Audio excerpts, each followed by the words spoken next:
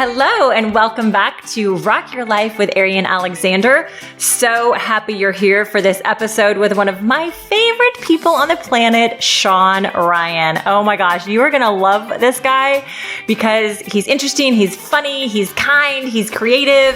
He is actually a writer for musicals and feature films. He has been an actor for many years. I've known him as a singer. He has the most amazing, hilarious, and fun stage show that I've seen many times.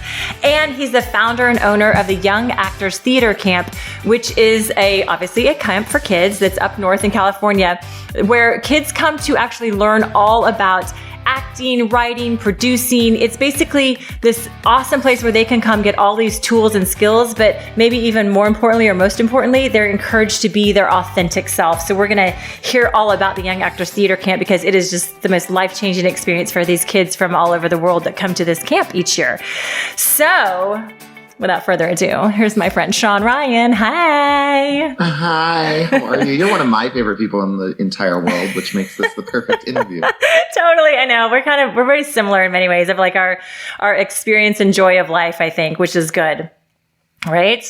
Absolutely. Okay, so why I wanted to have you on today was because I think you're such an example of creation, of really being creative and letting that guide your life, because you've always been working in the creative arts as an actor, writer, producer, singer, the camp, all of these things. And, living in Hollywood, and there's this idea of the starving artist. And, that's what the whole world, everybody comes to LA and they're like, oh, you're a waiter. And, which I think is just so demeaning. And I don't look at the industry like that. But you've literally made a living in this industry for so long doing all these creative things. And that's first what I want to ask you about is, what do you think has been the key to that success, if you were to look back?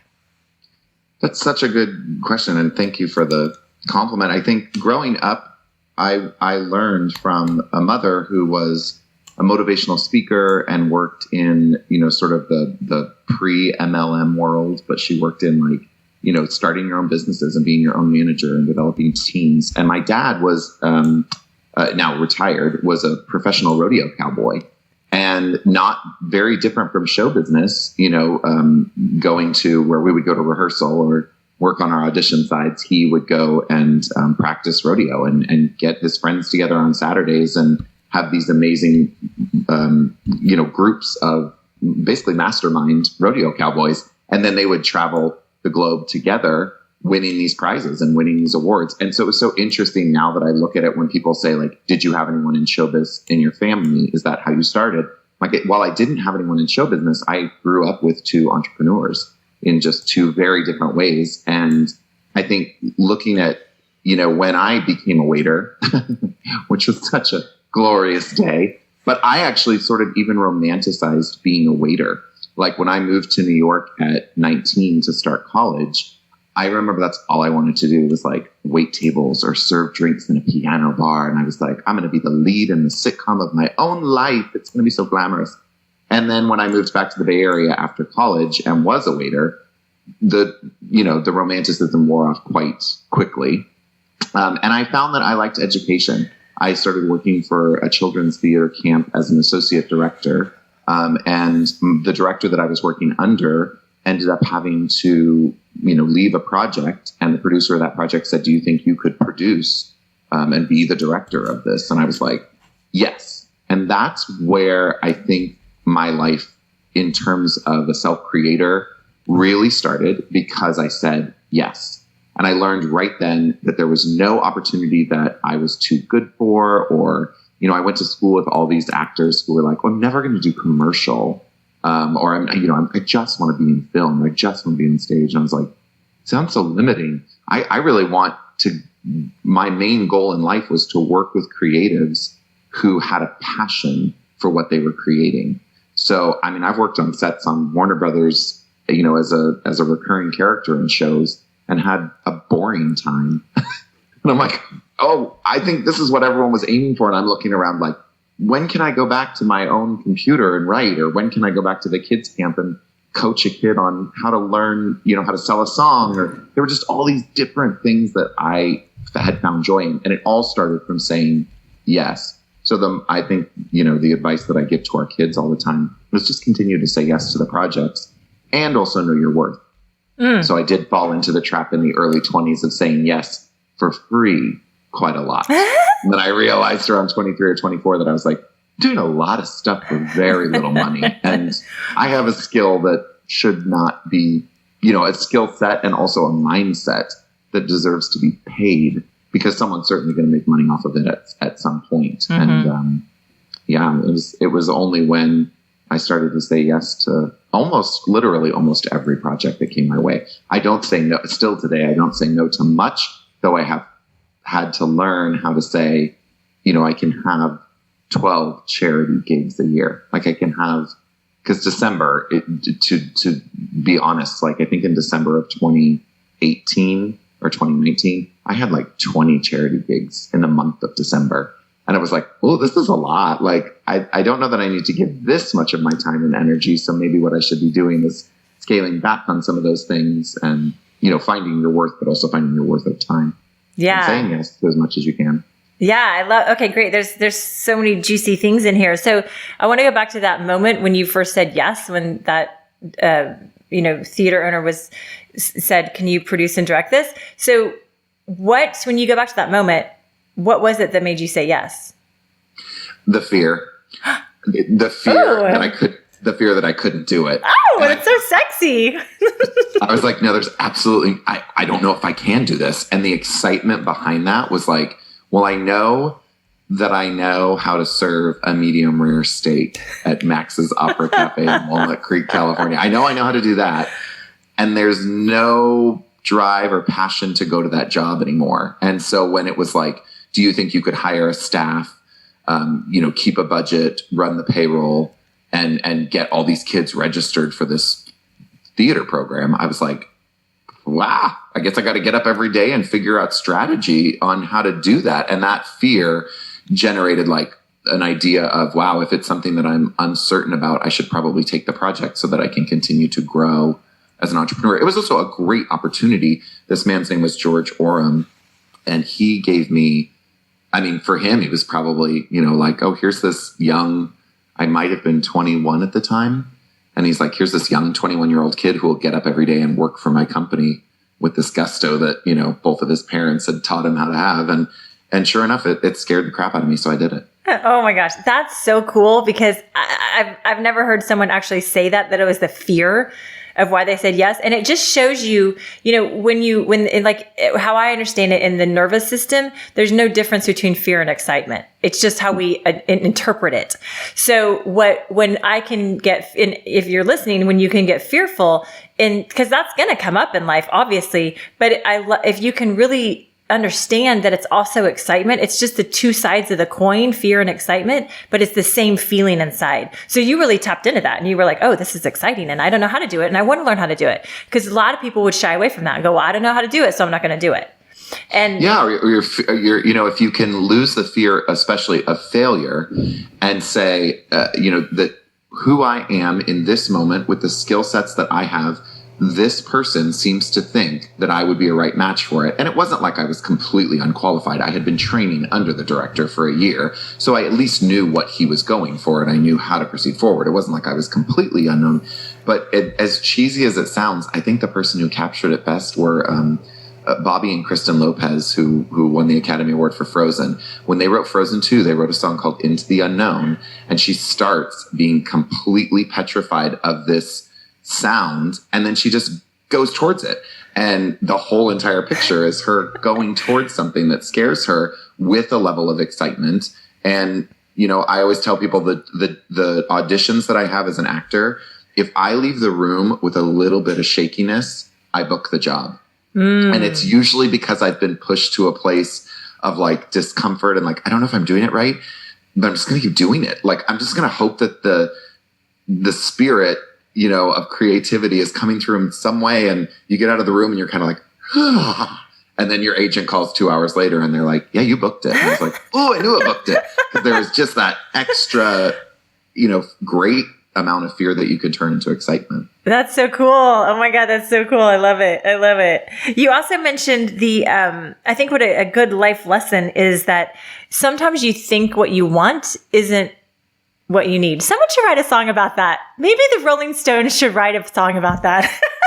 You can't always get what you want, but sometimes you get what you need. It could be a big hit for them. They should do that, don't you think?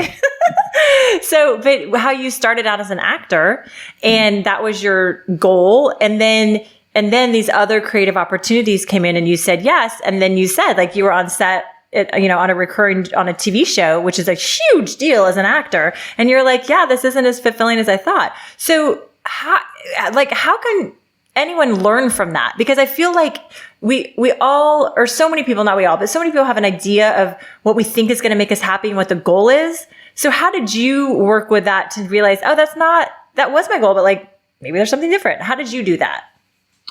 I think it's such a good question. It's such a big question, and it does require a lot of, which I'm not always great at. It requires a lot of self-reflection. It requires a lot of time to realize, when you wake up each morning, I say that the definition of success for me is that for the last almost 20 years now, I don't sigh when I wake up in the morning. I'm super excited for whatever is coming. And you know what? If I'm having a bad day, I'm the kind of person that gets in the shower and puts on fresh PJs and makes a brunch and then sits down and hits Netflix and is like, we're in for 6 hours of Netflix today. Like, I set it because I feel like if you set the intention each day, then even if it's to be completely lazy and depressed, at least you're doing the best version of lazy and depressed that you can do. But when we moved to Los Angeles, I had been being called down from San Francisco, where I was living, to Los Angeles for so many auditions. And I don't mean that like as a brag. Like, I hate seeing everyone post right now, like, oh, I have another self-tape. And I'm like, oh, you do? Good for you. But like, I was being called down a lot, and it sort of became like, wait, the Southwest or the gas bill was just as expensive as maybe getting an apartment in Los Angeles would be. So I was like, well, it makes more sense to live there. And when I moved down, I had to get a waiting tables job because I left this directorship at this theater. And it only took about 3 weeks. And I worked in the Grove at that French restaurant that's now a bakery. But literally, after 3 weeks of it, I just came home and I told my husband, I was like, I don't want to do it this way. I don't know how I want to do it, but I know I don't want to do it this way. And so I think when you can take the step back and self-reflect on what's going to make you the happiest and then apply that. And that's the brave part. That's the part that a lot of people are like, oh, so I should quit my job. No. You have to figure out how you can do that. I just happened to have been a director of a theater camp that then their program ended. I moved to Los Angeles, and then my husband and I were able to go back up to Northern California and start the Young Actors Theater Camp and start this whole new journey. But I think the short answer is self-reflection, and the long, more complicated answer is self-reflection with daily application.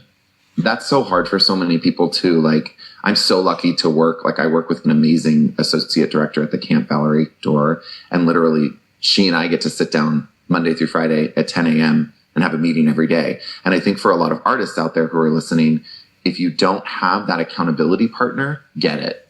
Get yourself someone at 10 a.m. Monday through Friday, or whatever you set your schedule up to be the most successful person you can be, so that you have someone honestly looking back at you and saying, like, no, this is what's most important right now. This is what you said you wanted to accomplish, and this is how we can get there. Or get a coach, or but I think it's the daily application as well for artists, because as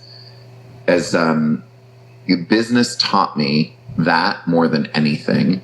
And when I started teaching kids, it like sort of dawned on me, through all the teachers that I had had and all the mentors and coaches that I had had, that if you were a dancer, you would never get up in the morning after not dancing for 6 months and go perform Swan Lake that night, ever, or audition for Swan Lake. You just wouldn't. You have to stretch every day. Singers, same thing. You have to learn about, you have to learn the character, you have to learn the song, you have to learn the music, and go and sing the song. Somehow actors are always like, just give me the script. It's all in my heart. Like, it's right here. I can access it at a moment. I can cry on command. And you're like, oh my God, actors,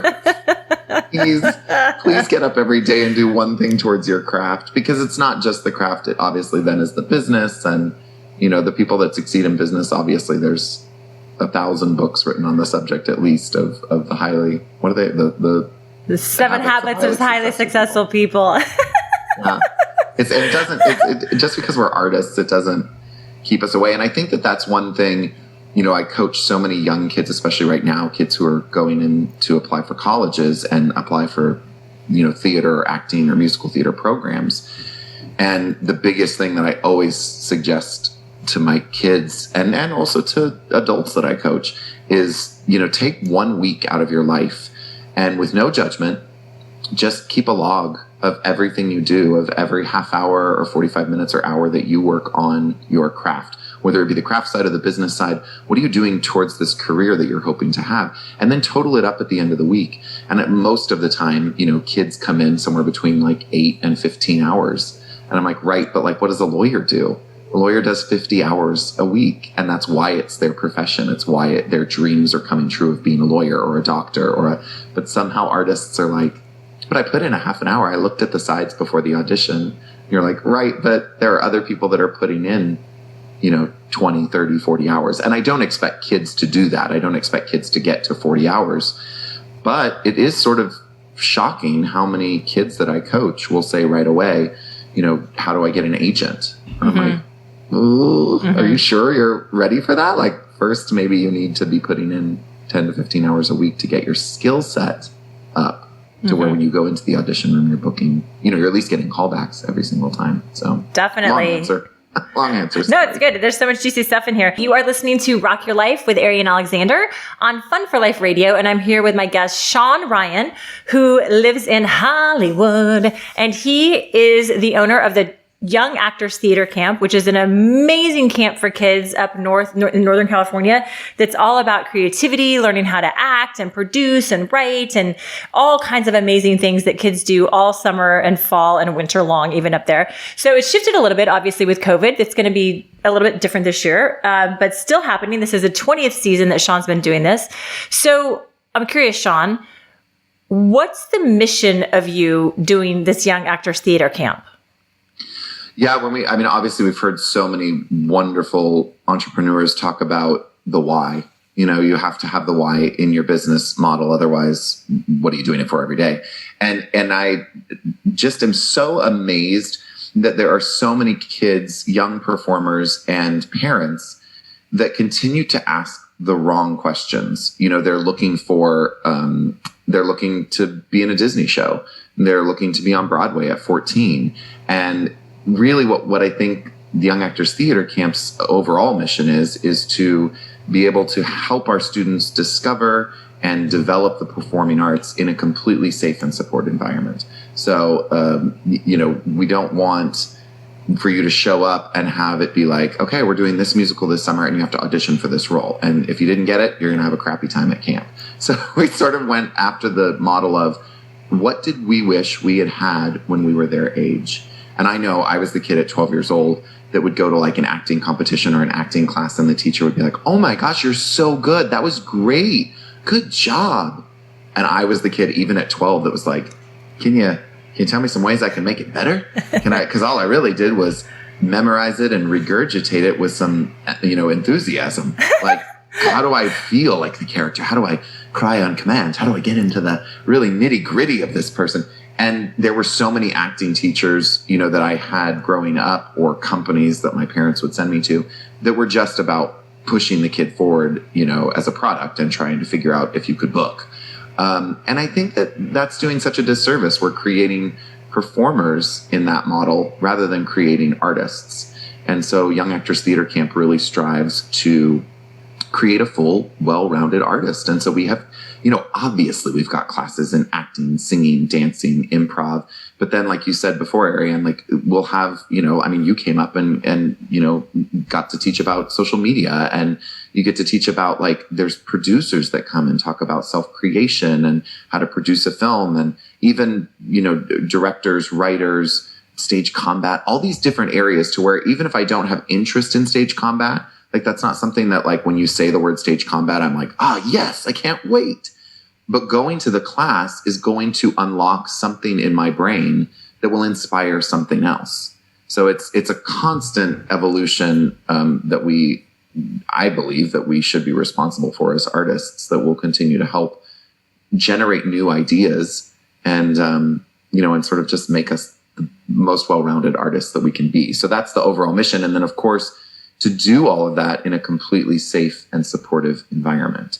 So there isn't any sort of competition. We are, one of the only theater camps in the world at this level that we're at now after almost 20 years. This is our 20th season that that doesn't hold an audition. We don't hold an audition to get into the program, because if you were going to be the next Ava DuVernay or you're going to be the next Steven Spielberg, how is doing a monologue on a Zoom chat so that I can place you into a camp? How is that fostering education at all? We deal with kids who almost sometimes are too shy to fill out the application form because they're like, I actually just want to learn about camera work. And we're like, there's an absolute track for you at the camp for that. So we can work with any child's interest as long as it has something to do with the arts, and then bring them in and have an amazing opportunity for them to learn while being around some of the coolest humans on the planet. Like, we have a no tolerance policy for any sort of bullying or student critique, it is just really a true safe and supportive environment. And of course, one of the things we didn't know that was going to do in the beginning was foster this, idea of kids finding out who they are and embracing who they are. And that certainly extends to the LGBTQIA plus community that, it fostered. And I had no idea in the beginning that was going to be an offshoot of a theater camp. That's really cool. It is really cool how it's been an offshoot of it. And that's one thing that I noticed when I was up there at camp was the kids are so happy and they are so delighted at what they're doing that it just overflows out of them. They're so excited about what they're creating and what they're learning. It just is contagious. And what I also noticed was, that's the thing, everyone was so authentic. They were wearing whatever they wanted to wear. They were, whatever their sexuality was, it was like, it didn't matter. And to have that kind of safe and supportive environment to invite a young kid, you have all ages, but they're still kids, right? So it's like to invite kids into that safe and supportive environment that is probably the first place they've ever felt that safe and supported. I know from working in the field of personal development for over 20 years that safety is where we can blossom. When someone feels truly safe and held in who they are as a person and the end, full stop, then they can actually start the creativity of who they really are and who they want to be. And I feel like that's just like the most amazing, miraculous thing that you create for humans from all over the world that get supported in this way by you. Absolutely. Yeah. It's you. I mean, you got it exactly right there. There's no greater gift for any of us. We have all these amazing team members. There's usually a staff of about 50 people over the summer. And there's nothing greater than hearing from those adults like, I wish I had this when I was a kid. Because that's really where the idea first started. Like, we wish someone had been honest with us in terms of, where we were at creatively and where we could grow and how we could grow, but also just someone to wrap their arms around you and say, you are perfect just as is. And that's something that the kids continue to teach the adults as well. It's a full circle, group of people, and is probably the best family we could have ever hoped to create. I mean, people ask all the time, do you and John have kids? And we're like, no, we don't have kids, but we've certainly had our, hand in raising. I think now it's almost up to like 10,000 over the 20 years. It's just an insane amount. I was at Sundance a few years ago, eating in a restaurant, and I was at the window and someone knocked on the window, and it was like 24, 25-year-old girl. And I was like, hi. And I always assume that I know the person because we, just like you, Ariane, we meet a lot of people in show business, and sometimes you only meet someone once, I have a good memory, but I don't have a perfect memory. And this young woman came in and she was like, I don't expect you to remember me. I came to your camp when I was 14 years old. That's all my family could afford. I only came once, and I'm here with a film that I worked on at film school, and it was accepted into the program, and here we are. And I just wanted to say thanks. And it was like, oh my gosh, like, and things like that are now, after 20 years of doing this, happening on a daily basis. Even, you turn on the James Corden show the other night and one of our kids is on the James Corden show and you're like, this is so cool. It's so cool. So it's great to see their successes, but overall, what's more important to us as the teaching staff and the counseling staff is seeing people step into themselves and know that that is not just okay, which is what my generation learned, I think. Like, be yourself because no one else can do it. And now it's almost required. Mm-hmm. When we look at Instagram or we look at TikTok or we look at any of these formats that are asking people to bring themselves to the forefront, it's like, well, yeah, it's great to say to a 9-year-old, all you have to do is be yourself. And the 9-year-old's like, cool, I'm 9. I don't really know what that even means. Like, I'm 9. So you're like, well, that's perfect for right now. Don't worry about it. Just wait till you get to be 15. Yeah. But then through the years, we change who we are so tremendously, and we emotionally navigate our personalities around these different groups of people. And we're just, who am I now? And how do I, be the best person I can be? And then you go into, like, in this case, an audition setting, and you have, 3 people sitting behind a desk staring at you, and you're like, gulp.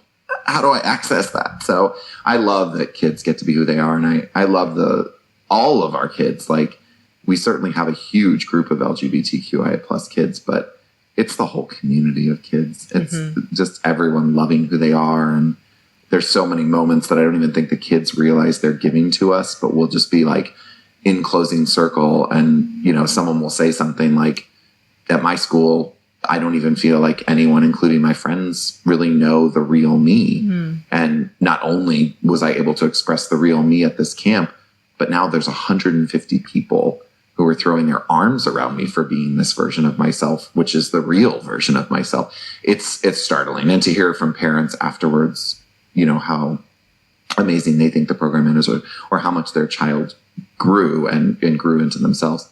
Biggest reward ever. Yeah. I don't have...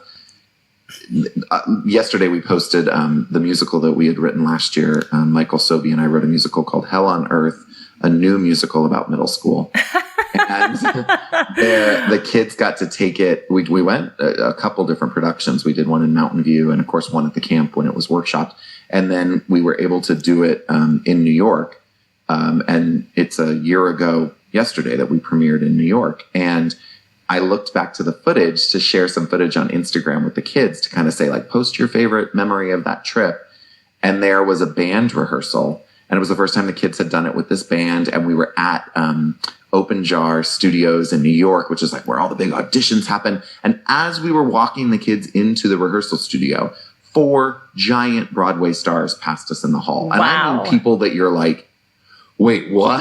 And the kids were just like, where are we? And so we were filming the kids during the first run through with the band.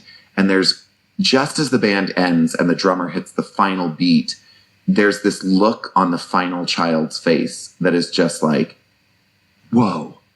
And I'm like, oh, to be a part of that moment for these kids, to be able to have these huge dreams coming true. Because of course, the goal is to just be in an acting class and bring your monologue and do work on it. That's enough. But then to be able to take kids, you're starring off Broadway in this concert version of this musical with Laurie Metcalf. Who has that opportunity? We've gone to the Cannes Film Festival the last 5 years with films that these kids have created. And they're just like, wait, is this a camp or is this? And I always say to people, I think it's what happens when a group of like-minded people come together and put limit aside and put fear aside and say, what if we just had fun for 10 days? Nothing may come of it. We've certainly had projects that we've looked at on YouTube and gone, cute, great. And we've had projects that have, had great success in terms of, not monetary, but in terms of like traveling the world or getting more eyes on what we're doing. And I think that's, so fun to see, and the kids get to experience that. Oh my gosh. Yes. Well, if I had a kid, I'd be like sending my kid to your camp in 2 minutes. So we're going to talk about a lot of other stuff, but I want to go ahead and give your Instagram and contact information for the Young Actors Theater Camp. So if anyone's listening and is interested in talking to you about sending their kid there, how would they get in touch with you? Yeah, absolutely. Our website is just campyatc.com. And same for Instagram and TikTok and all the social medias. It's at Camp YATC. Okay, cool. This is Rock Your Life with Arian Alexander on the Fun for Life radio station on the Dash Radio Network. And I wanted to share also with you one of my favorite shows is Truth and Tunes with Pili Montilla. It's another show here on the Fun for Life radio station. And Truth and Tunes with Pili Montilla is a behind-the-scenes look in music. Pili is a music expert, and especially cultural and Latin music. So she has amazing guests from all over the world come on talking about, you know, their inspirations, what they do, how they create the music. She has musicians on. So you will love Truth and Tunes with Pili Montilla here on Fun for Life Radio. I'm here with Shawn Ryan, and he has this amazing young actors theater camp that he's been running for, this is the 20th year in Northern California, where kids from all over the world come to be creative, to learn to be themselves authentically. And one thing that I was curious about, Shawn, as we were talking earlier, is you said a lot of this is about the worthiness. And, you know, I'm a life coach for, you know, many, many years myself. And one of the things that I always see is most people's call it inner issues boil down to, I'm not worthy. I don't deserve it. I'm not worthy. So again, you're here with kids who are just learning all these things about themselves.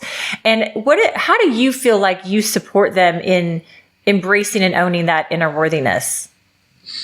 That's such a good question. It changes day to day. And the more information that we're able to funnel as adults and be able to just be transparent and honest with the kids, the bigger I think the possibilities are. One of the things that I continue to share with kids is that I am an introvert. And at camp, no one would believe that. Like, they actually, every single time I say it, they all snicker or even laugh. Yeah, I'm snickering right now. Like, what are you talking about? Right, like, you're the crazy game that like jumps up and is like our fun MC the entire week, and you always have us laughing. And I'm like, right, but what you have to understand is that as a kid, what we're trying to teach you now is to tap into not just your artistry, but your authenticity, so that you can put those things on the rest of your life. I think as a kid, I thought, well, a college degree brings a certain level of validation. Then you graduate. Then your first acting job or your first internship or, you know, whatever you're going for brings that next level of validation. And the more you go up in life, the more validation you have. That, if I could go back in time, the one thing I would tell myself is stop the negative tapes right now. Learn how to stop the negative voice in your head that tells you you can't, that tells you you're not worthy, that tells you, you know, all these horrible things that we can say to ourselves. And I now call her Cheryl. I call her crazy Cheryl. No judgment. But Cheryl loves to find me oftentimes in the shower, which I don't know if that's why she comes in the shower, but she will be in the shower and she will literally say something like, you know, you are horrible. Like, I don't know why you think you can do that. Or someone thinks something negative of you.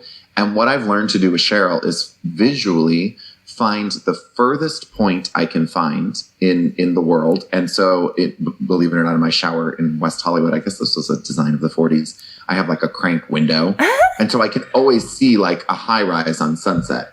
And I instantly throw Cheryl into the furthest room I can see. And I'm like, bye, Cheryl. And guess what? Cheryl's going to come back. Cheryl's going to find her way into my thoughts. And I just instantly throw Cheryl to the furthest point. And I'm like, thanks for your point, Cheryl. We have no interest in your point today. And goodbye. But I think as a kid, I thought that the more success that you had, those thoughts would quiet themselves. And in fact, they don't. So the sooner we can be honest with kids about that and say, look, life is going to throw some really interesting stuff at you.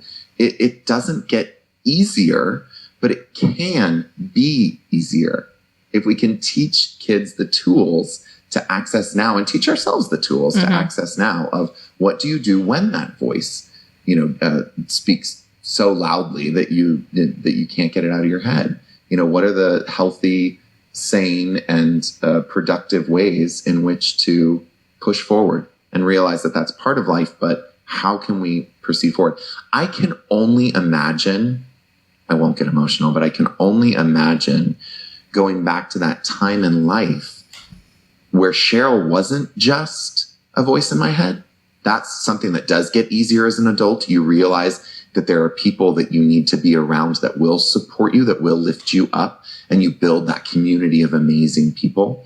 But as a kid, I can only imagine going back to the time where I would walk down the high school hallway and there would be bullies just screaming the word fag at me.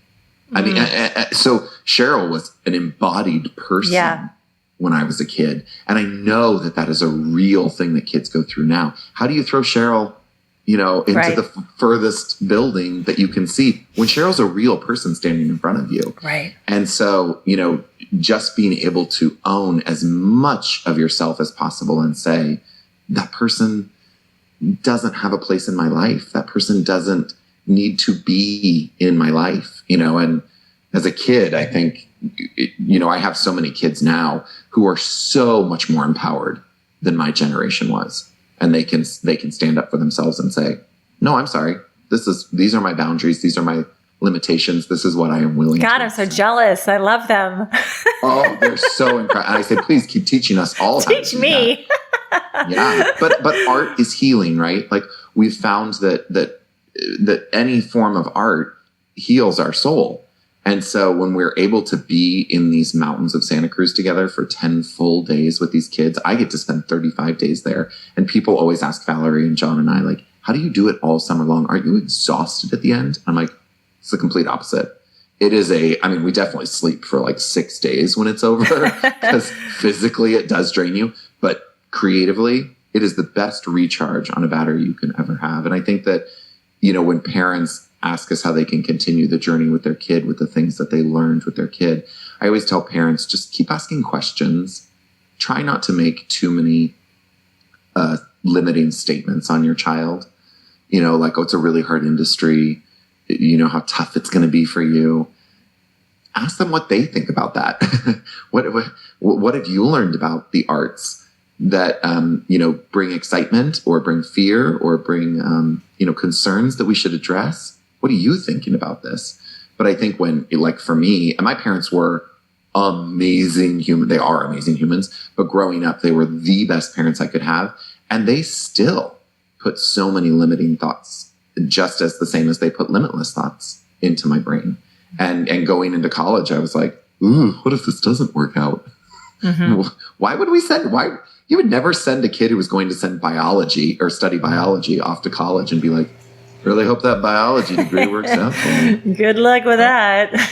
No, what do? We praise them every time someone, you go to a party or someone sees your kid. They're like, oh yeah, going to be a doctor. Mm-hmm. My kid's going to be a doctor. Mm-hmm. What if we did that with artists? Yes. What if you took your kid somewhere when they were a senior in high school and they're like, going to be an actor, going to be the best actor in the world. Yeah.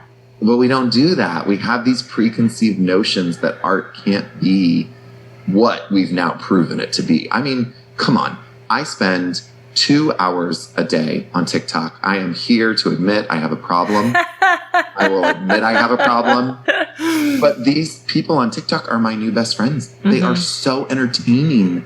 They're using art in an imaginative, amazing, healing way. Mm-hmm. And I thank them because I don't know that I would have made it through this shelter in place without TikTok. It's true. TikTok and wine. I mean, come on. No, this is you wine now? Oh my gosh. I really hear this about the thoughts and beliefs that we get locked in. And it's one thing that I'm always talking to clients about is that the thoughts are always going to be there. Cheryl is always going to be there. No matter how many times you throw out the window, she's going to come out. Like, she's in your life forever, okay? Like, she's a BFF, but you just got to have the boundaries around Cheryl. So it's, that's the thoughts. Like, they're always going to be there because we don't choose the thoughts, basically. The thoughts choose us. But it's what we're going to grab onto and make real and take down the rabbit hole. That's where we have dominion as humans. And so I love that what you're saying is you have the thoughts come in and you kind of go, no, I'm not going to listen to that and throw it out, which is a good practice. And I think it's easy for someone listening to be like, well, I can do that for a minute, but it doesn't last. But it's like training yourself. If you do it over and over again, it will support you. I like that idea of kind of throwing it out the window. I love saying, like, I hear you and I'm not but the store's not open for you today. The cab light's not on for you today. So like, go do your thing. And then the more you can train yourself to come back to the reality of the moment, then you can move forward and you can shift those limiting beliefs. But it takes practice. It doesn't happen overnight, because these limiting beliefs and these doubts and fears get locked in when we're kids. And like you said, you have amazing parents that like brought you up so well and so open and so free. And there was also a lot of limiting beliefs that were created in that experience too, which is the same for all of us. It's like one thing can happen as a kid that is scary or traumatizing, and I could lock it in as a limiting belief. It just is crazy because we're so malleable as kids. So I really hear that of how you support the kids at camp and support yourself in shifting those beliefs in a powerful way in order to create a different experience. It's really cool.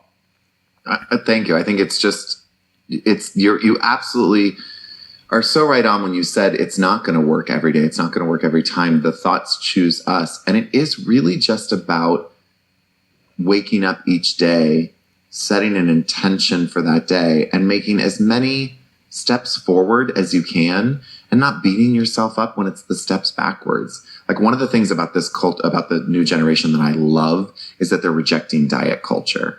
That, to me, what I've seen on Instagram and TikTok of body acceptance, and not even just like we would say body acceptance or body positivity. They're like, why are those even terms? Like, where did this come from that we had to be a right size? And I do not know the Meryl Streep quote, but someone has to look it up and read about it. But basically, as an artist, she said, what if we took more time about what was on, with what was on the inside than the way our skin looked? Mm-hmm. Like, that doesn't make any sense as not just as artists, but as humans. Like, no one is looking at us as we walk down the street and saying the same thing, negative things that we say in our own brain. No, for sure. And if they are, oh gosh, get away from that person as fast as you can. Exactly. Run. They are not your friend. I do have to say, every time that I tell the anecdote or the story about the 4 bullies that would sit in the high school hallway and would scream fag or, would make kissing noises at me or any of that horrible stuff, one of those 4 kids, his name was Homer, he came to me on the last day of our senior year, and I was TAing in a class, and the teacher was out of the room, and I TA'd while there was no class happening. I was just like a teacher's catch-up assistant. And so I was just in the classroom by myself, and he came in and made a full, wholehearted apology with like really understanding what he had done. And I just, to this day, I'm like, that's a lesson for me to take on. Anytime you feel like you've hurt someone or changed someone's trajectory with your words, go back and own that and hold that and be like, look, I didn't mean to put my insecurities or even my thoughts, which may be well-intentioned, on you. Gosh, that was so wrong of me to do. And being a teacher, that's a really big responsibility. Anytime a kid asks me like, well, I know there's typecasting, or, and I said, well, we cast who you are because we want you in the role. It's not a negative thing of typecasting. And certainly you can play all sorts of roles and, stretch yourself as big as you want. But when a kid will say like, what type would I play?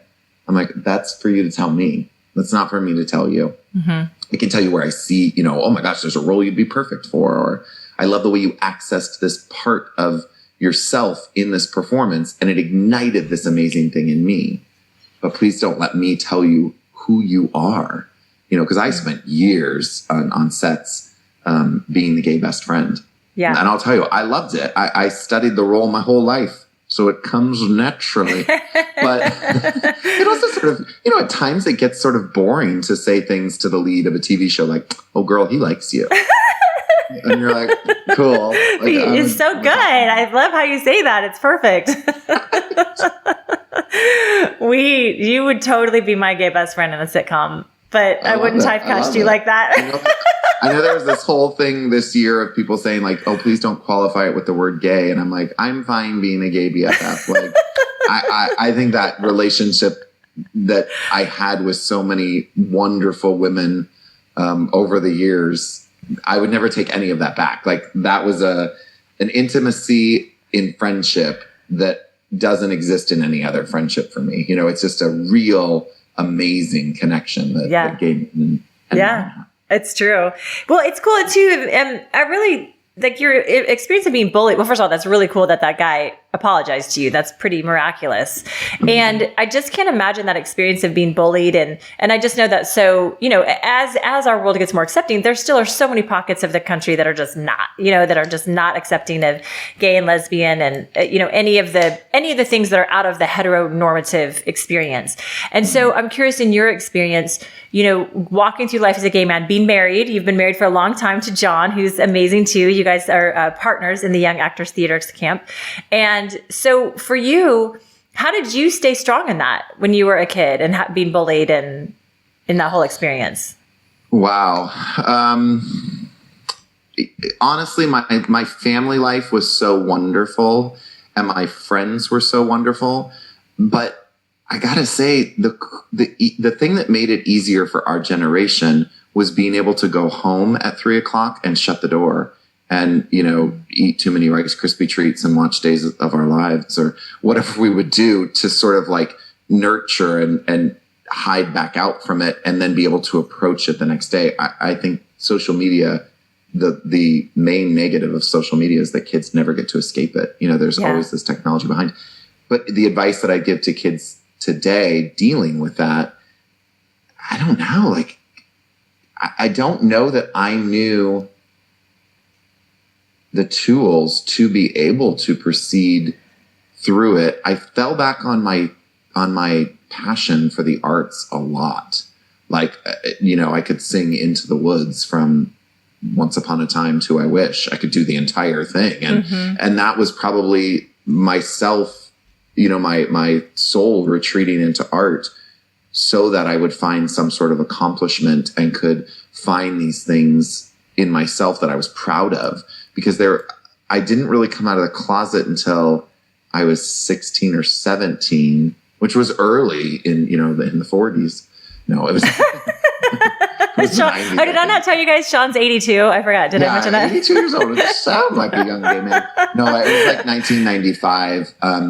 And keep in mind, for our younger listeners, 1995 was still 2 years before Ellen DeGeneres was on the cover of Time magazine saying, "Yep, I'm gay." Yeah. It was 2 years before Will and Grace started. It was not commonplace. I used to drive to the Castro, which was our gay area of San Francisco, to Castro Street at like 17 and 18, and go to an old VHS store and rent copies of the Judy Garland show. I mean, I was pretty stereotypically gay, but I found those, like, the ways in which, where are other people in the world that feel the same way I did. And the turning point, hopefully this brings some sort of inspiration since I can't seem to answer this question well, was when I went to New York City to look at colleges the summer after my junior year. There was a friend that I had done community theater with that was working as a stage manager on Broadway. And she let me come and stay with her for a week while I toured the schools. And she snuck me into a couple piano bars. And, I had a Diet Coke in the corner, like watching these singers. And I got to see a couple of shows. That was a turning point. And when I came back to Pleasanton, California, which at the time was, a pretty red town and certainly wasn't overly accepting of being gay. And I was the only out kid at my school at 17 years old, and which changed very rapidly. But I remember coming back to my friends in my senior year, and I had probably dropped, the baby weight of 15 pounds. I had sort of a different haircut. And the biggest thing was I had a different outlook on life. And I remember saying to them, there's a whole different world out there. Like, y'all, this is just where we've been raised, but there are people with big thoughts and big hearts and great art. And I think knowing that was out there was enough of a motivation for me to keep going and to stay strong as a gay man. And then years later, moving to Hollywood and finding out that, people wanted to find out if you could play straight, that was a real question in 2000. In the year 2000, that was a real question that casting directors would ask. Mm-hmm. Like, that was great. Now, can you do it like you're a straight guy? And I'm like, what? Mm-hmm. Why are we, no. Mm-hmm. I mean, yes, if you really want me to do that, but that's what that guy does. Right. That's not what I do. Do you want to know what I can do, what I can bring to the table? And it's not just gay best friend. It's not just playing gay characters.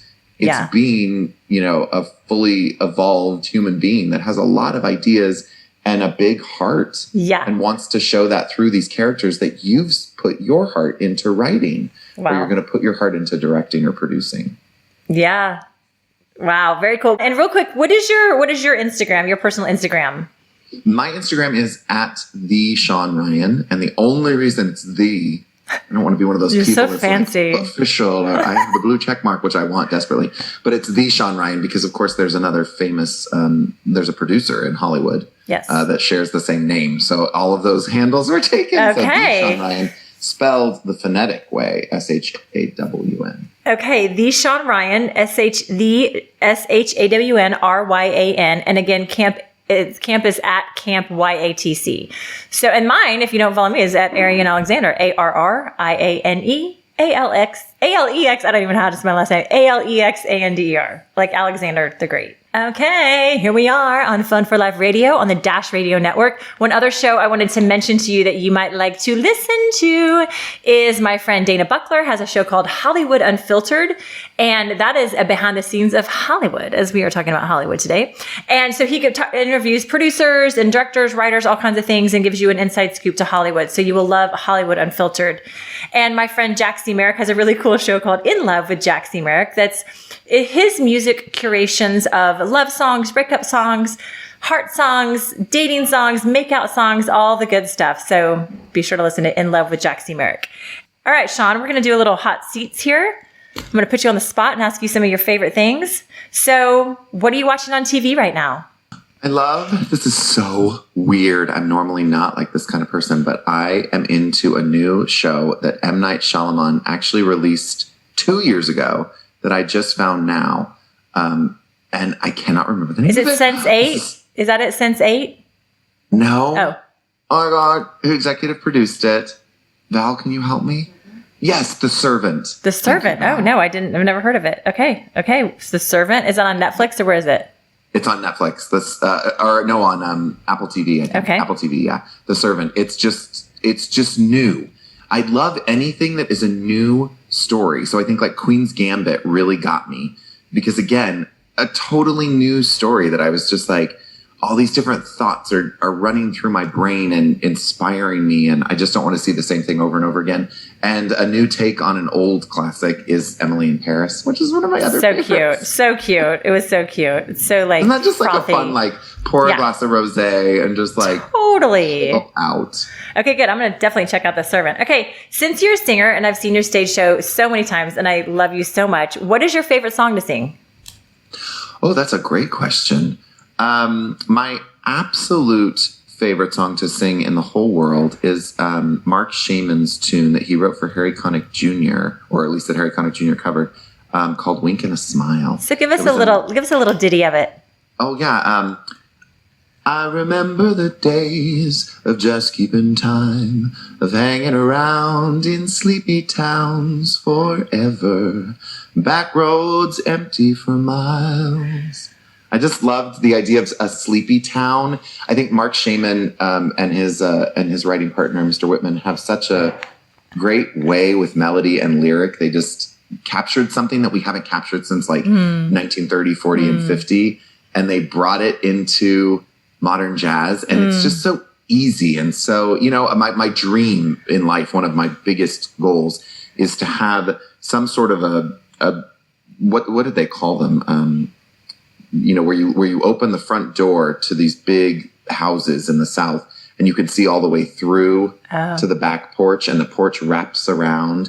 And I always picture Serenity, like one of my happy places, is sitting on a porch and being able to hear a record player inside that echoes through the whole house with that sort of 1930s, 40s jazz feel.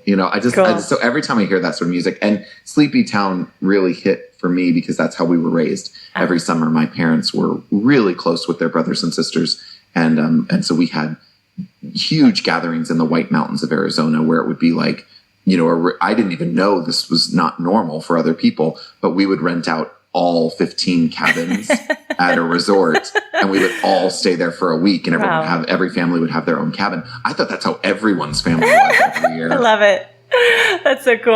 Oh my God, I love it. And your voice is just so perfect for that old-timey jazz. It's just so beautiful. I love your voice. Like, I always love listening to you. So thanks for that little ditty. Okay, what's one of your favorite on-set experiences on a TV show that you've worked on?